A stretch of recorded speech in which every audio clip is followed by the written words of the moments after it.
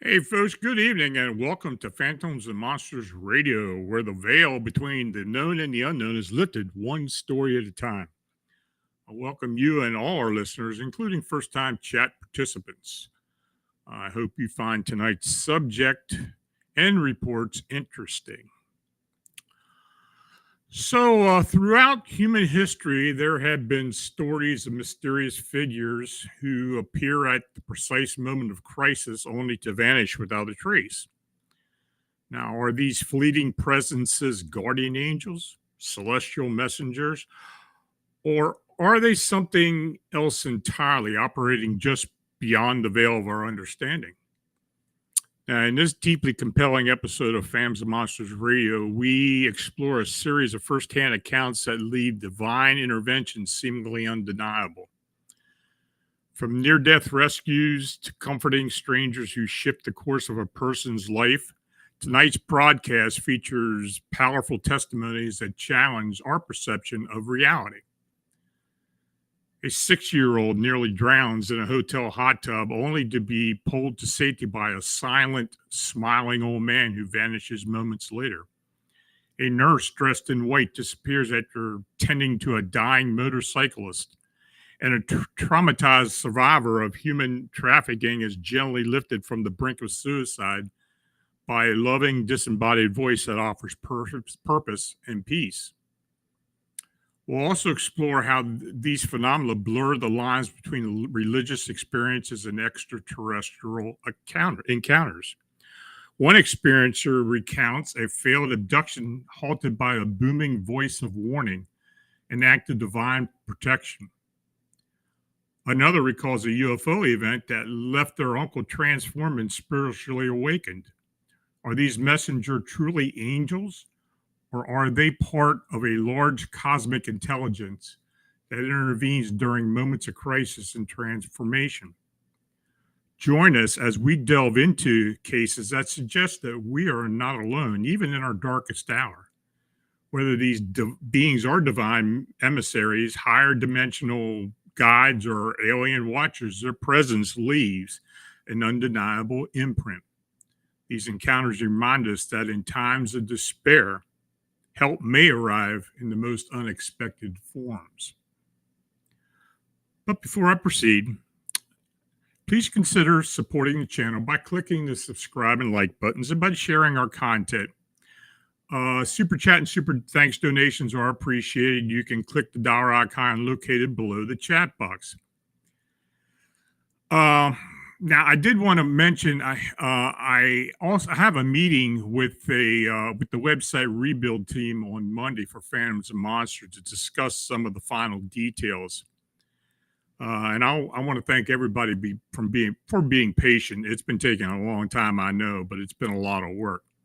And if you'd like to help balance the cost of Phantoms and Monsters, the Phantoms and Monsters website rebuild, you can use PayPal or Buy Me a Coffee links in the description, as well as super chat and super thanks. I really thank you for your support and your consideration. Now, your comments are always welcome. Please let me and the moderators know which accounts you found interesting in the presentation or share any suggestions for upcoming shows. I want to thank everyone associated with the channel. Now, if you're in the chat and you have a question, please use all caps. I'll try to get to each one after the presentation.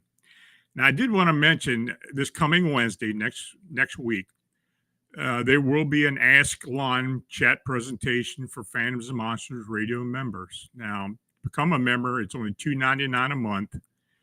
You just go onto the YouTube channel and click the join button.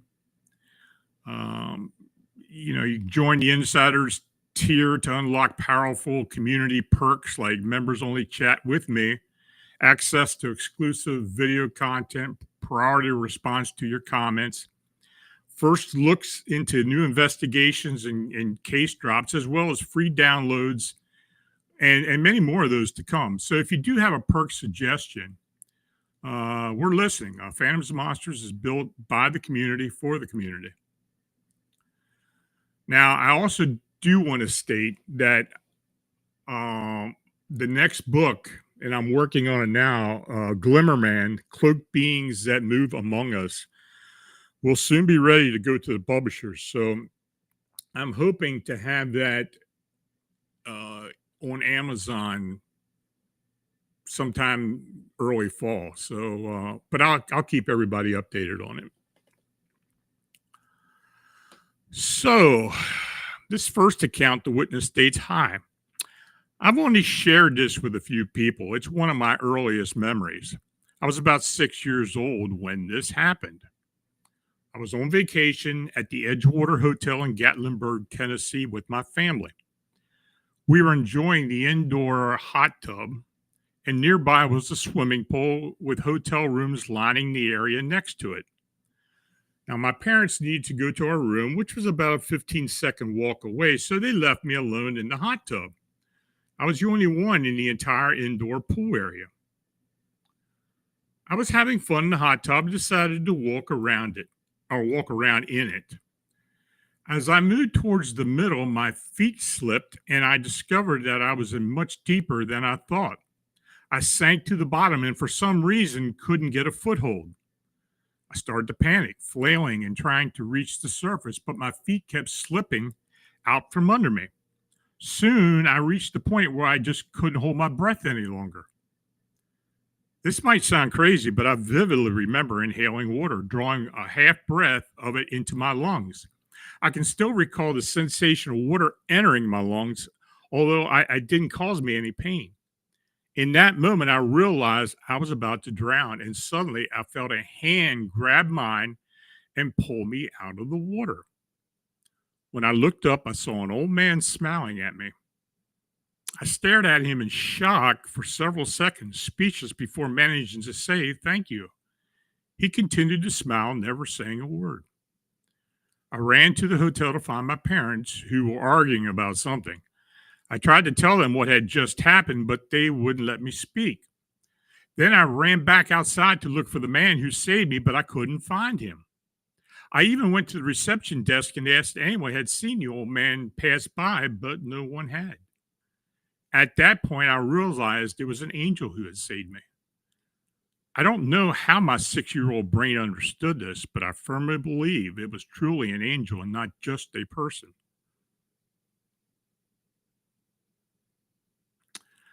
Now, this next account, the witness states, the following is a story that happened to me in the 1980s. It took place in 1987 on the east side of St. Paul, Minnesota, at the intersection of Bradley Street and Maryland Avenue. It was approximately 11 p.m., and I was lying on the couch when I heard a loud crash. I ran outside to see the extent of the accident. When I reached the scene, I saw that a motorcycle had collided with a car and was turning onto Maryland Avenue. The driver and the passenger of the bike had been thrown over the vehicle. The driver landed on the street with his head up against the curb, while the passenger was ejected onto the grass of the boulevard. I was the first person at the scene, except for a nurse dressed entirely in white who had already attended to the motorcycle driver. She looked at me and said, "I have this one, you take care of the other." I then went over to the passenger who had landed on the grass. The boy's hand was severely injured and he was in shock but conscious. I applied pressure to his hand, which was bleeding profusely, while I kept an eye on the nurse who was still focused on the driver.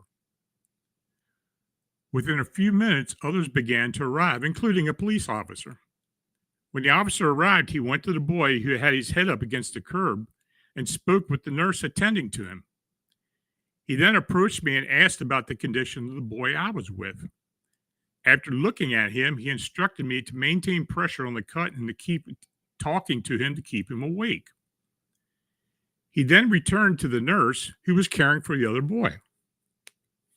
Now, at this point, I could hear an ambulance approaching in the background. The policeman came back over to me and expressed his belief that the other boy might not survive. He asked me again how the boy I was with was doing, and I informed him that he was okay for now, but showing signs of shock as he was shaking. The officer then went to meet the ambulance crew. They first examined the severely injured boy and then returned to inquire about the one I was helping. The policeman again asked if I had seen where the nurse had gone.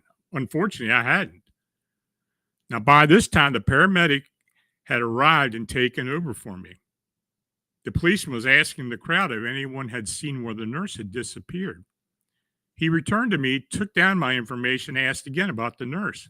I told him I had spoken with her, but no one else seemed to know where she had gone, as if she had just vanished. Another motorcyclist had been with them, and I ended up giving him a ride to pick up the injured boy's mother and drive him back to the hospital.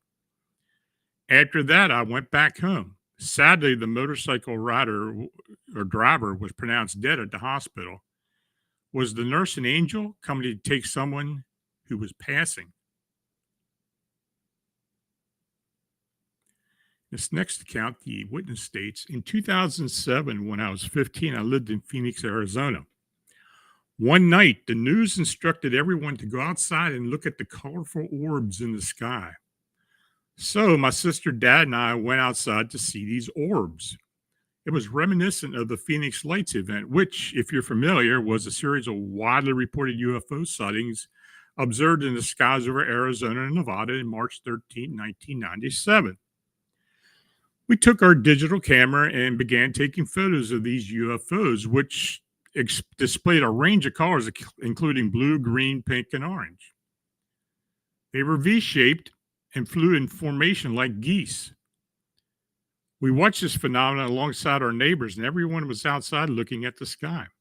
This typically excited me because my family had a keen interest in UFO and aliens. However, after a few minutes of looking up, I suddenly felt exhausted, as if someone had given me a sleeping pill. I told my dad and sister that I wanted to go lie down in bed, and they didn't think anything of it, so they stayed outside to watch the UFOs. I lay flat on my back, comfortable, and in that position, I could see the colorful orbs flying around through a slit in my window blinds. I felt comforted by their presence and fell asleep instantly. This was unusual for me. Usually it takes me about 15 to 20 minutes to fall asleep, but this time I was out as soon as I closed my eyes. Then my attempted abduction began. I will never forget it. I found myself in a trance-like state, enveloped by an overwhelming feeling of calm. I was fully aware, yet somehow not completely conscious, and couldn't move at all. I felt paralyzed, but it didn't bother me because of the serenity I was experiencing. Whatever was happening started to lift me out of the bed, and I felt a strong gravitational pull from above. I was entirely at peace and accepted that I was being taken. I was being slowly lifted just halfway into the sky, pulled by a beam of blue light as I neared the bright white light of the UFO above. Then suddenly I heard a very stern and angry voice yelling, "No, no, no, no." This was a voice I had never heard before, and I never heard it since. The intensity and assertiveness of the voice scared me to my core. In an instant, I snapped out of the trance and I fell back onto my bed, wide awake as if someone had dropped me from the sky. At that moment, I realized that whoever or whatever had been screaming was trying to protect me. I was filled with fear, shock, and terror, and I burst into tears, unable to comprehend what had just happened.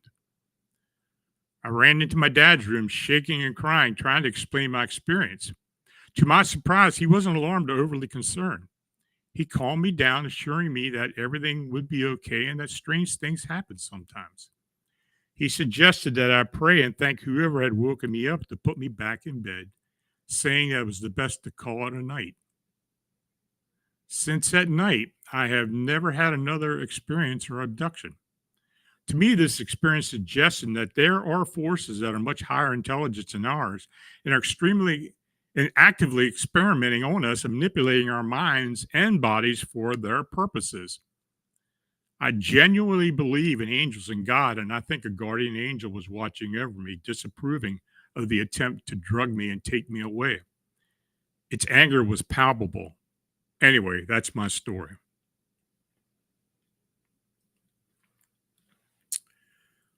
So, in this next account, the witness states, in August 2023, my grandmother suffered a severe stroke. Recovery looked bleak, but unexpectedly, she made significant progress in regaining her mobility and speech. However, during the follow up testing and scans, lymphoma was discovered in her brain and a CNS lymphoma was confirmed. Within days, she gained treatment, and just weeks later, she was awaiting a hospice bed. Given the East Coast weather, by November, we had experienced a decent amount of snow. My grandfather was doing everything he could at their home between hospice visits and overnight stays. After a family visit to the hospice, he shared an astonishing story as what had happened to him. Grandpa mentioned that he was bored and wanted to work on the snow outside despite already having scheduled snow removal services. As a stubborn old man, he preferred to do things his way. He worked on clearing the driveway, but as the snow continued to fall and turn icy, he started to feel tired. He turned off the snowblower and went back into the garage to grab a bucket of salt for the men who would come to finish the job. Now, in the seconds it took him to get the rock salt and turn back around, he heard a man's voice calling, "Hey, excuse me, sir," multiple times. He walked down the driveway and saw a single man holding a shovel with no work truck or car in sight. The man asked how Grandpa was doing and what he needed. He insisted on shoveling for him, telling my grandfather he needed to rest and that it would be no problem to clear the driveway. The man's kindness took my grandfather aback, but eventually, after some persuasion, he let him help, think the man would quit after a short time due to the cold and the wind chill. Stunned by the man's generosity, Grandpa hurried inside to get his wallet, wanting to show his gratitude to ensure the man could get lunch afterwards. The man had never mentioned money. However, when Grandpa returned outside just 5 minutes later, he found the driveway finished, shoveled, and salted, making it walkable. The man was nowhere to be seen. My grandfather went to the curb to wave him down, hoping that he had been walking by, but he had vanished entirely. He even looked for tire tracks in the street and saw nothing. He had just disappeared, he told us, visibly stunned. We were all at a loss for a reasonable explanation for what had happened. My grandparents lived in a small neighborhood where nearly the entire block consisted of elderly couples, and everyone knew each other. There were rarely any children playing outside. Halloween was just another day with no trick or treaters. Therefore, there were no people under the age of 60 in the area, and certainly no kids. I mention this because it feels unlikely that anyone in the neighborhood could have a connection with this man. There were no signs of any vehicles, and Grandpa noted that there were barely any footprints in the snow. The man had simply appeared and then vanished. As I mentioned earlier, my grandmother was actively dying in hospice at the time. My grandpa liked to be alone in his house sometimes, often playfully kicking us out so we weren't there around the clock until shortly after this event and through my grandmother's passing. I understand that he was experiencing immense stress and grief during this time, but I find it hard to believe this encounter was just a daydream or a trick of his mind. To this day, he has never seen the man again. He struggles to remember a detailed description, except to say the man was immaculate and strong looking, just wearing a single jacket in that weather.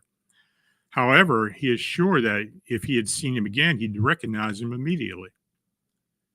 Now, my grandmother passed away a few weeks after this encounter, and since then, my grandfather has asked other neighbors about the man, but no one knows who he's talking about.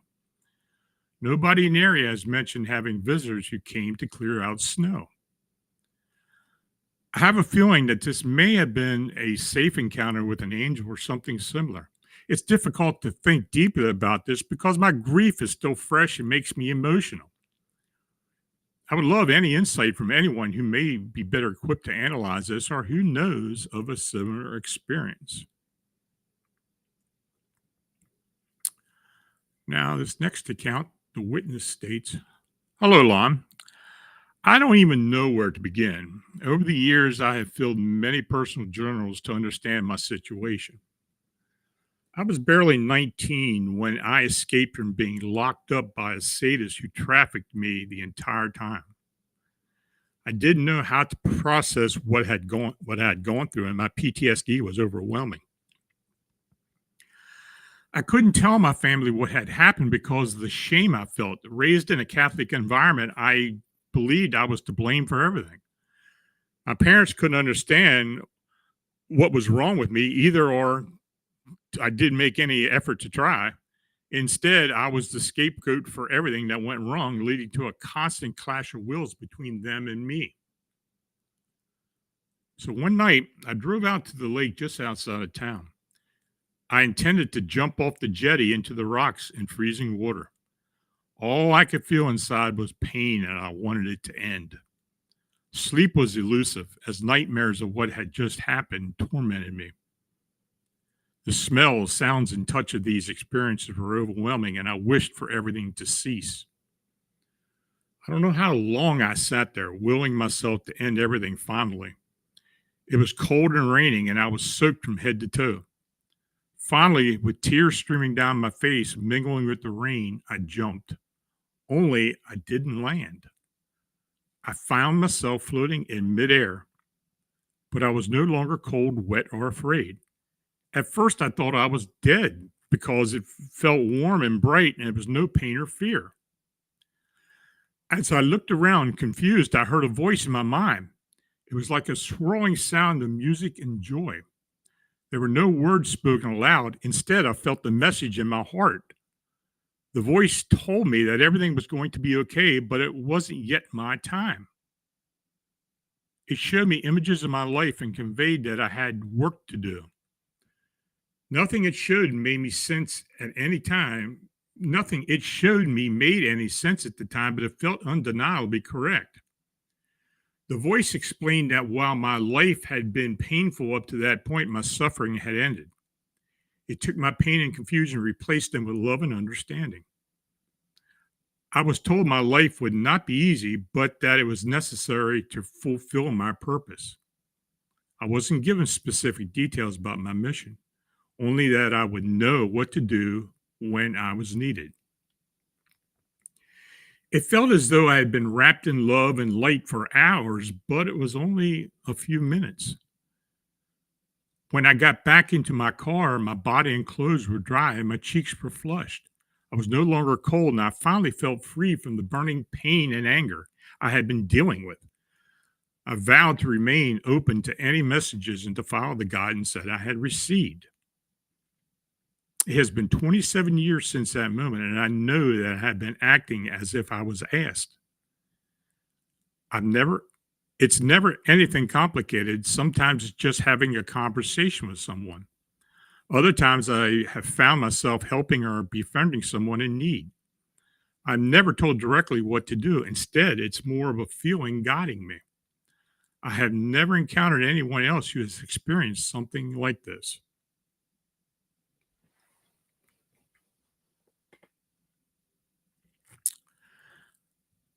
Now, this next witness states this story takes place in 1909 when my great grandfather, Harley, was just 7 years old. He lived deep in the Maine woods with his parents and two siblings. Harley's father was away for a couple of weeks for work, and winter was just beginning. Harley helped his mother take care of the family home and his younger siblings. One day, while they were hanging the laundry outside in the cold, my mother fell ill and fainted upon entering the house. Harley did his best to care for her, but after a couple of days, it seemed that the entire family had fallen very sick, except for him. He recalled his mother telling him that he needed to journey into town to fetch a doctor.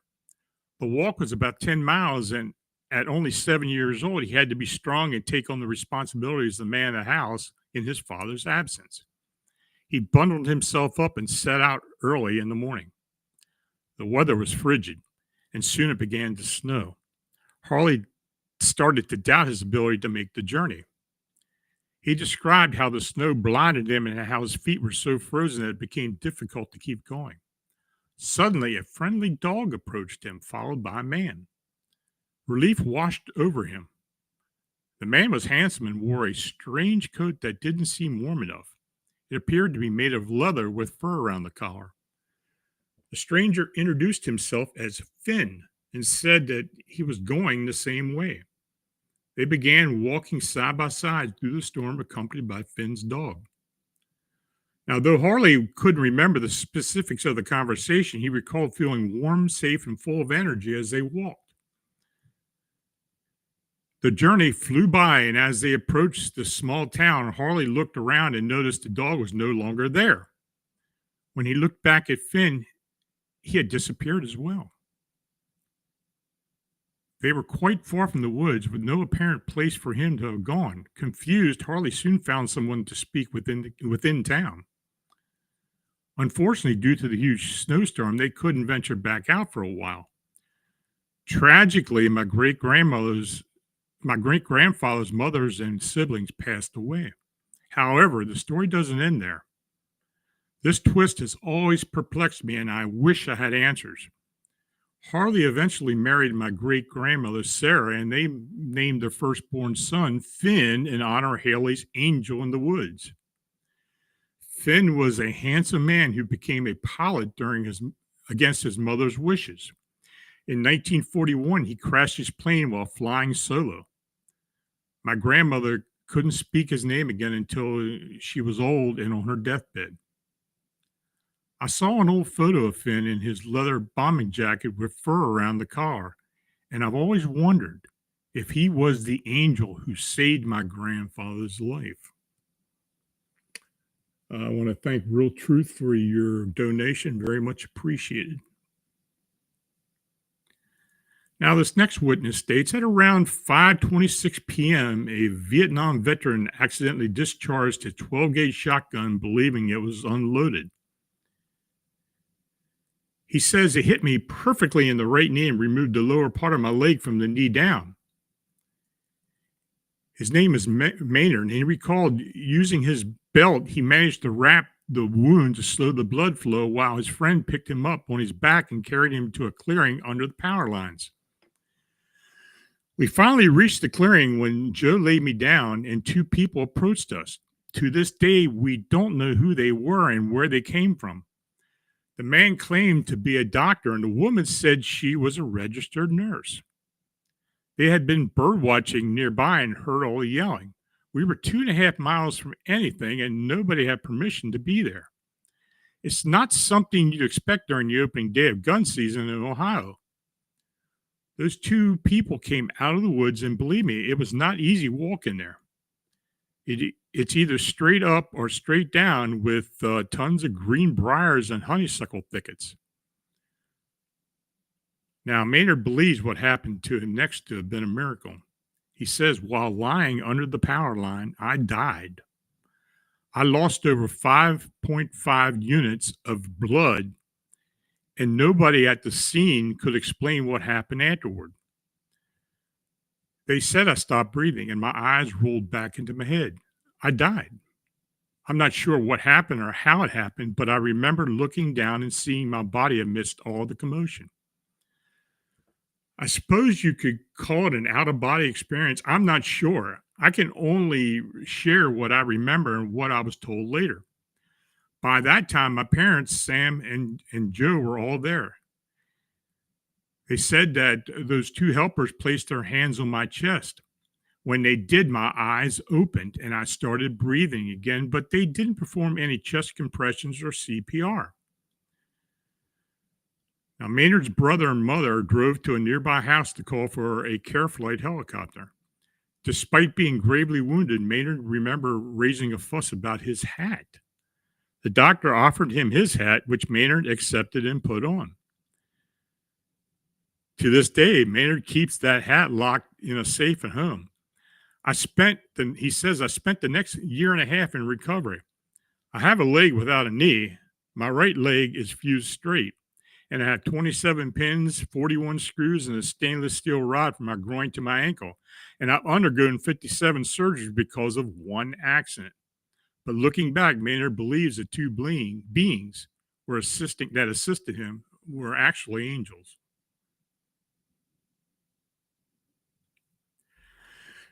Now, I received this angel account from a woman who was very close to ending her life. That was until she was approached by a stranger who comforted her, and her life completely changed.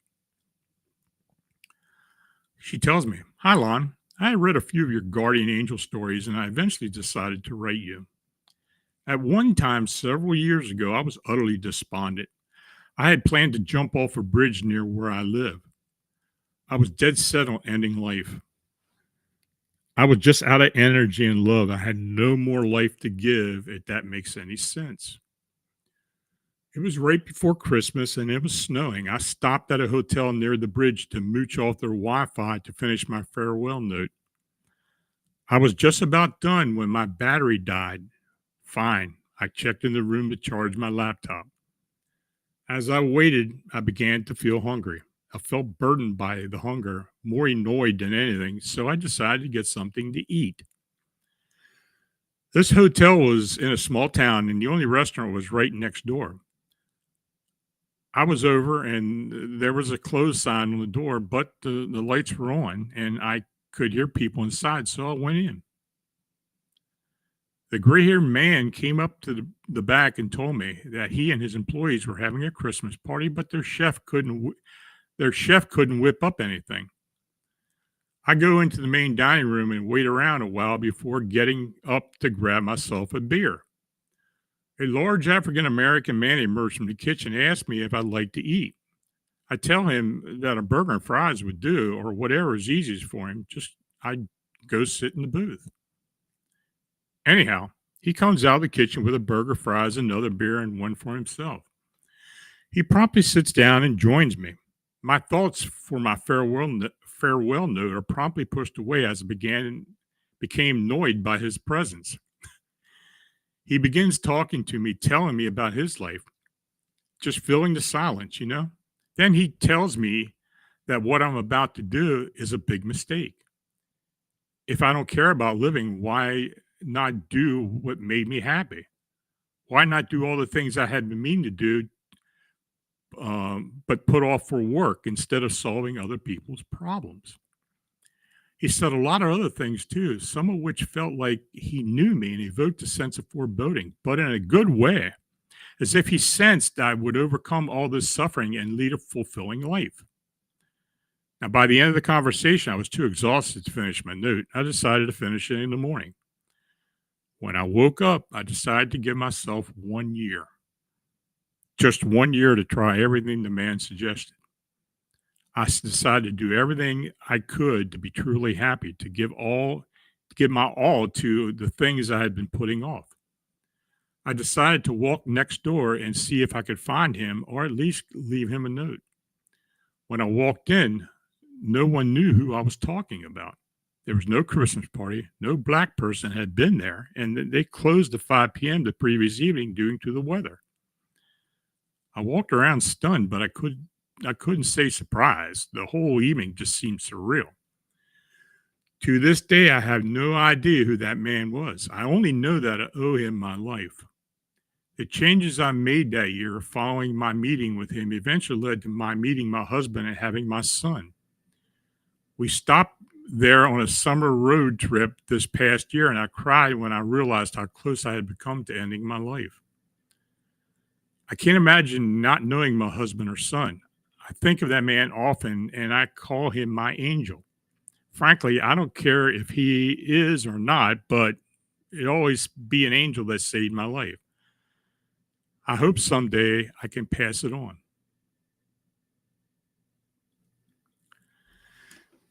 Now, this next witness tells me when I when my mom was 23 years old, she faced an arduous journey trying to conceive her first child, me. She had recently experienced her third miscarriage a couple of months prior and had been feeling quite depressed. One day, she attended my cousin's first birthday party where her brother and his girlfriend showed up high on opioids, leaving my mom to host the entire event and ensure that my cousin was having a good time.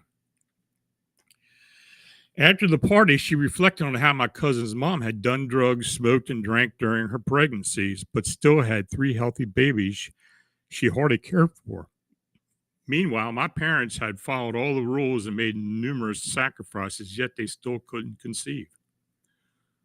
My mom left the party in tears, and after cleaning up, she called my grandmother to pick up my cousin while his parents passed out. She started crying heavily in the car.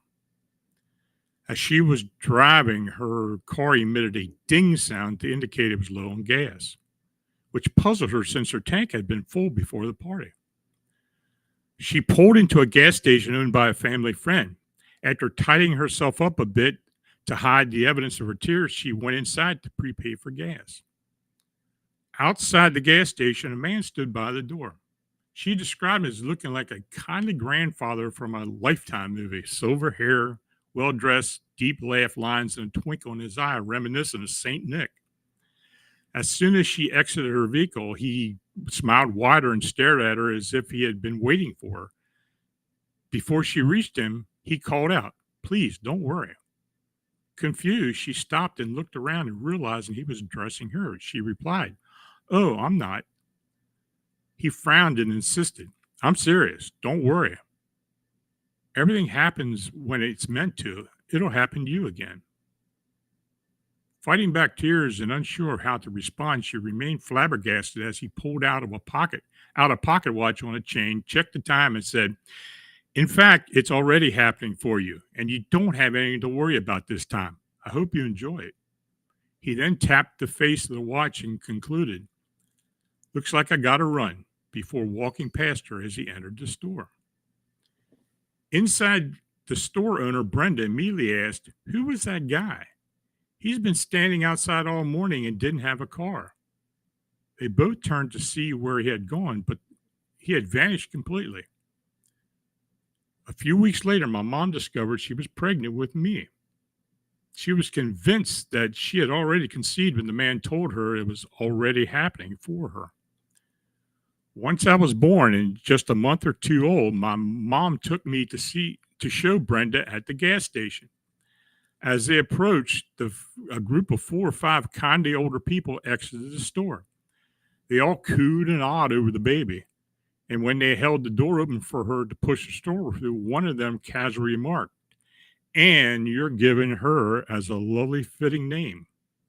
My mom smiled, but she felt it was strange because she hadn't shared my name or gender, although there may have been some pink blankets in the store basket. Still, she was certain she hadn't told them my name. When she mentioned it to Brenda, the store owner was baffled and said that she hadn't been any customers or sales that morning and she couldn't understand who my mom was talking about. My mom was convinced that those people were angels. I like to remind her that similar situations happened in the movie Rosemary's Baby. Old Brenda would jokingly say that she kept keeping a bat behind the counter after all those old creepers were so interested in the baby just in case. She would always say that kind of hinky stuff wasn't welcome in her store. Strange occurrences like this have never happened before and after, so they had become part of our family mythos. Now, now a middle-aged woman, I have yet to become a prophet or a demon or do anything of fundamental importance in my life. It was just peculiar one time occurrence that seemed to bring my mom comfort during a challenging, exhausting period in her life and in my life. Now, this next account, I, I got to ask: do some experiencers find religion after UFO or alien encounters? This account may explain why specific individuals feel that otherworldly encounter was divine. The witness tells me, I want to share an experience I had. It was November 1st, 1980, and we were out coon hunting one night, standing at the edge of a hayfield near the woods. We released our dogs and they took off. My uncle and I noticed a light in the sky moving in a triangular pattern. At each corner, the light changed color, and it was red at one quarter, blue at the next, and white at the other, and orange at the last. We watched it for about 10 minutes, and then it moved to the center of the triangle. Well, it was more like a rectangle. A bolt came out of the sky and struck it, causing it to break into four pieces and take off. When the bolt struck, it felt as if electricity surged through us. All the hair stood up on our arms. I looked at my uncle and he said, What in the world was that? He stood there completely stiff, his eyes glazed over, entirely black. I shook him and he fell over. When he got up, he was confused and asked what had happened. He remembers nothing about it, and to this day, he has no recollection of it. It's strange because after the incident, he became very religious, almost fanatically so. He insists he remembers nothing about the night. I asked him several times what he was thinking when he was standing there before he passed out, but he says he has no idea. He doesn't remember seeing anything or feeling anything. I suspect there were four UFOs present and that the lightning bolt or energy beam was refueling them. They were positioned in that rectangle waiting for refueling. As soon as the bolt struck, we felt it, and suddenly four objects split apart and vanished in the blink of an eye. Note, now I got to ask, could UFO incidents have a connection to black-eyed people? Is there some connection there? In the past, experiencers have shared that they found religion after UFO and alien encounters. And many of these individuals report that alien beings, particularly higher order aliens, told them that they are spiritually committed to a supreme energy. Is this truly any different from how humans describe their spiritual beliefs? What are your thoughts? That's it, folks. Got any questions? Got any comments? Let me know about them.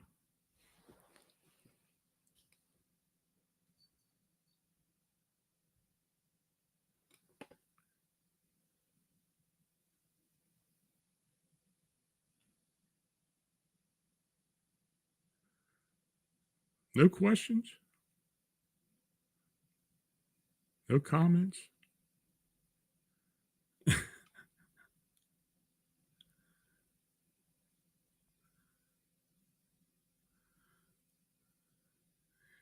Yeah, Chris Devine says, I definitely believe in angels. And as most of you know who read, most of you that know, that read the blog and know me, yeah, as Alexis Chaston said, do you believe in angels? Absolutely. I've had a few experiences over the time.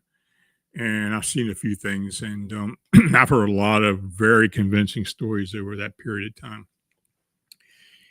And when I do energy work, and when I try to move on energies from a location or from a person or someone who's been has an attachment, I use what I believe are my angels and guides doing so. So yeah, I do believe in angels, and I believe there is something. You know, do I believe in angels in religious form? No. I believe they may be closer to otherworldly beings or extraterrestrials. Anything else, folks?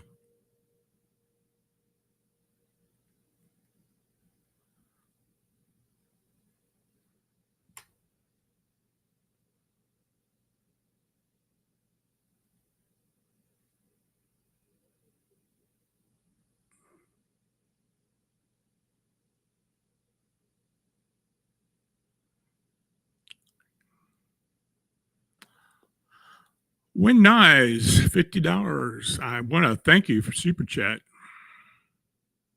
Absolutely. I do like sharing these stories. I really do. I mean, I hear a lot of them occasionally, and they seem to come in bunches too, which is kind of strange to me.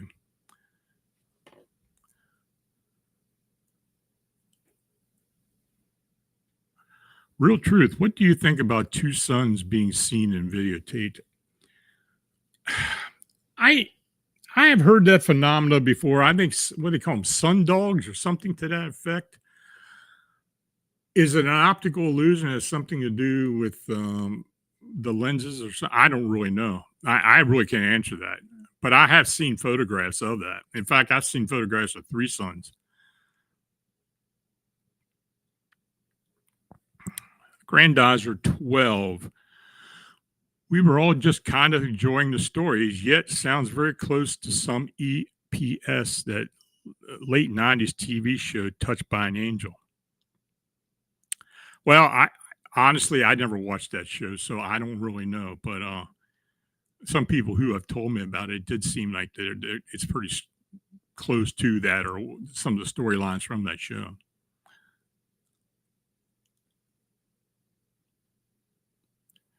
Sir Wolf, have your guides ever made themselves known to you? Um, that's kind of hard to describe. Yes. Have I communicated with them? Yeah, psychically, possibly. Um, but as I'm doing work using them and moving uh, energy on to other levels, they become more apparent to me. It's more of a mind's eye thing with me. I don't necessarily see them in a specific form, but I do feel them.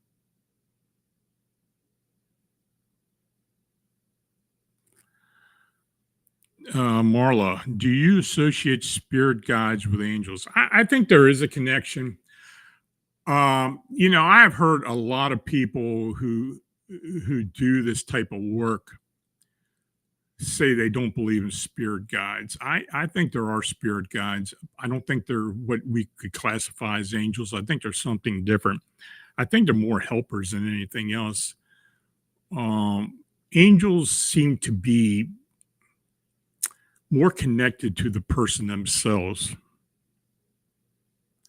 in my opinion. Um, I know I have guardian angels. I know others who have. I know people in my family who have. Um,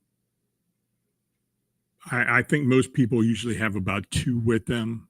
I have known people who've had one. I know people who have multiples, and they're not a lifetime thing with most people. They do change up sometimes, from what I've experienced.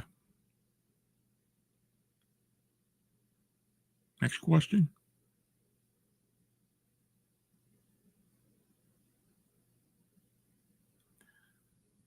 And if anybody asks if I'm religious, I'm not religious, none whatsoever. I mean, I take it on a non dogma, non religious, you know, level with these things. That's why I think they're very closely associated with extraterrestrials or otherworldly beings.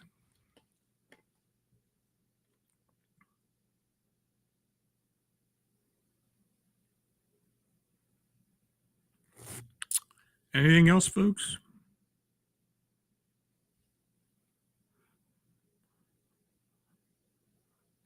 Okay, well, I want to thank each and all of you for watching and chatting. If you donated, it's truly appreciated. Our your support is what makes all this possible. So please like, subscribe, and share. If you have a sighting or encounter report that you'd like to be considered for this show or post on Phantoms and Monsters when I finally get it going again, feel free to forward to my email at lawncircler@phantomsandmonsters.com. So until we meet again, and don't forget, Wednesday night is the member chat.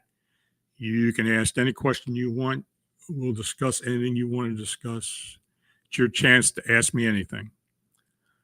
So until we meet again, stay healthy, safe, have a great weekend, and good night.